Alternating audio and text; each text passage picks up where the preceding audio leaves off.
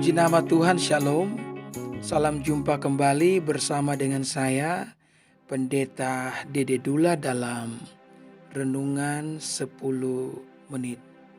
Apa kabarnya saudara di hari ini? Harapan saya semua saudara yang ada di luar sana tentunya dalam keadaan sehat dan dalam keadaan yang diberkati oleh Tuhan.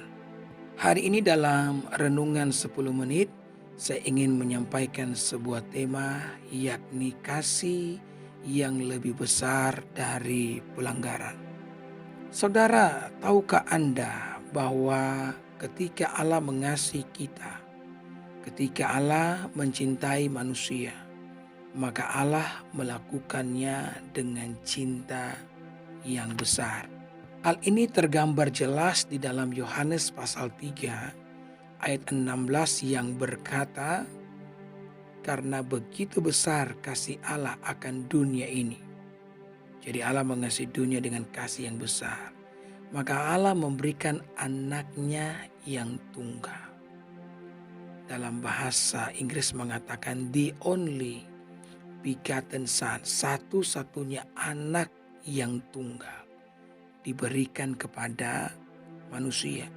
Jadi Allah bukan hanya sekedar mengasihi kita dengan ucapan. Allah membuktikan itu dengan memberikan anaknya untuk mati bagi kita. Itulah sebabnya kenapa Mother Teresa berkata, "Jikalau engkau ingin mengetahui seberapa besar kasih Allah atas hidupmu, maka pandanglah ke kayu salib. Di sanalah Allah menunjukkan betapa Dia mengasihi setiap kita." Tidak ada satu pelanggaran yang dapat kita lakukan yang membuat kasih Allah berkurang dalam hidup ini. Dan tidak ada satu kebajikan yang dapat kita lakukan yang membuat kasih Tuhan bertambah dalam hidup kita. Sudah dari sananya, sudah dari dulunya, atau sudah dari sononya, Allah mengasihi kita dengan cinta yang kekal. Maka hari ini ketika saudara merasa telah gagal dalam menyenangkan Tuhan dan engkau merasa sedemikian berdosa, maka hari ini bukalah hatimu dan akuilah dosamu. Karena satu-satunya dosa yang tak dapat diampuni hanyalah dosa yang tidak diakui. Selama engkau mengakui itu dengan penuh ketulusan, memohon dengan penuh sangat agar Tuhan mengampuni semua pelanggaran yang telah engkau lakukan, maka pengampunan itu akan menjadi milik bagian saudara. Kenapa? Karena sekali lagi saya mau ingatkan bahwa kasih-Nya lebih besar daripada setiap pelanggaran kita. Kalau Allah berikhtiar mengambil keputusan untuk berhenti mencintai manusia karena pelanggaran, karena dosa, maka seharusnya hal itu terjadi di Taman Eden. Dosa pertama kali terjadi di Taman Eden. Apakah ketika Adam dan Hawa berdosa Tuhan berhenti mencintai mereka? Tidak. Ya, Allah memang mengutuk, tapi yang dikutuk itu tanah, bukan Adam dan Hawa.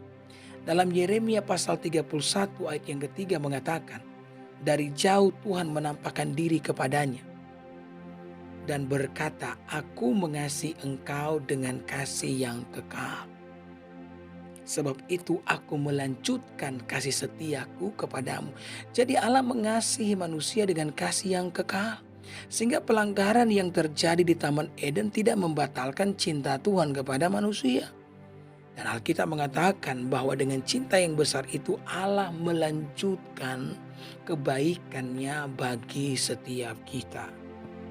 Contoh yang paling gamblang yang membuktikan bahwa kasih Allah lebih besar dari pelanggaran itu terjadi pada Petrus, salah seorang daripada murid Yesus. Di meja perjamuan, Yesus berkata bahwa ada seseorang yang akan menjual aku dan kalian semua akan meninggalkan aku. Mendengarkan itu, Petrus berkata kepada Yesus bahwa apapun yang terjadi, sekalipun nyawa jadi ancaman, dia tidak akan pernah meninggalkan Yesus. Kemudian Yesus berkata kepada Petrus, "Sebelum ayam berkokok 3 kali, kamu akan menyangkal aku." Ya. Saudara, maka apa yang dikatakan Yesus benar-benar terjadi. Petrus menyangkal sebanyak 3 kali. Ketika penyangkalan yang ketiga terjadi, maka Alkitab mengatakan ayam pun berkokok. Ya, mendengar ayam yang berkokok mengingatkan Petrus dengan apa yang sudah diucapkan Yesus di meja perjamuan. Maka Alkitab mengatakan pada saat itu, ya, kalau dalam tayangan film The Passion of Christ, ketika Petrus menyangkal Yesus untuk ketiga kalinya, maka Yesus menatap Petrus pada waktu itu, seraya atau seolah-olah mengingatkan Petrus dengan ucapannya di meja perjamuan. Maka kita mengatakan Petrus pun lari dengan perasaan malu, dengan perasaan bersalah. Dia menangis karena telah menyangkal guru yang sangat dia kasihi. Saudara, ketika Yesus ditangkap, disalibkan, mati, kemudian dikuburkan, murid-murid sedemikian bersedih. Tetapi puji Tuhan, Alkitab mengatakan bahwa Yesus pun bangkit dari antara orang mati. Ketika Yesus bangkit dari antara orang mati, maka Maria lah yang pertama kali mengetahui akan hal ini. Maria yang kemudian melihat Yesus dengan tubuh kemuliaan, mendapatkan pesan bahwa dia perlu menyampaikan kepada murid-murid yang lain bahwa Yesus sudah bangkit dan kubur kosong. Saudara, mendengar itu Alkitab mengatakan Petrus pun berlari ke kubur, ya. Karena mungkin Petrus membutuhkan sebuah kesempatan yang baru, ya kan? Dia membutuhkan kesempatan di mana Tuhan mengampuni segala pelanggaran yang sudah dilakukannya. Ketika dia berlari ke kubur, Alkitab mengatakan dia tidak berlari seorang diri. Dia berlari dengan 2 orang murid lainnya. Walaupun Petrus yang lebih dulu memimpin, Petrus yang lebih dulu lari maksud saya. Di dalam perjalanan Alkitab mengatakan 2 orang murid yang lainnya mampu mendahului Petrus. Kenapa demikian? Karena ketika Petrus berlari, langkah Petrus semakin pelan ketika dia mengingat 3 penyangkalan yang dilakukan kepada Yesus. Ya, rasa bersalah membuat dia menjadi sedemikian tidak bersemangat, tidak bergairah karena dia penuh dengan rasa bersalah. Dia bingung mau ngomong apa dengan Yesus yang sudah bangkit dari antara orang mati ini. Saudara, maka ketika sampai di kubur, Petrus tidak bisa menemukan Yesus karena Yesus sudah pergi. Petrus benar-benar dipenuhi dengan rasa bersalah. Tapi puji Tuhan, saudara, Yesus pun memberikan kesempatan buat Petrus. Ketika Petrus mencari Yesus, Petrus tidak bisa menemukan Yesus. Ya, Yesuslah yang mencari Petrus. Satu kali bersama dengan murid-murid yang lainnya, Petrus sementara menebarkan jala untuk menangkap ikan, namun mereka tidak bisa menangkap apa-apa. Tiba-tiba muncul sesosok pribadi di pinggir pantai dan berteriak kepada murid-murid itu agar mereka melemparkan jala ke sebelah kanan, ya, atau sebelah kiri, saya lupa persis. Ketika mereka melakukannya dan mereka menarik jala yang telah mereka tebarkan, mereka mendapatkan ikan dalam jumlah yang sangat banyak.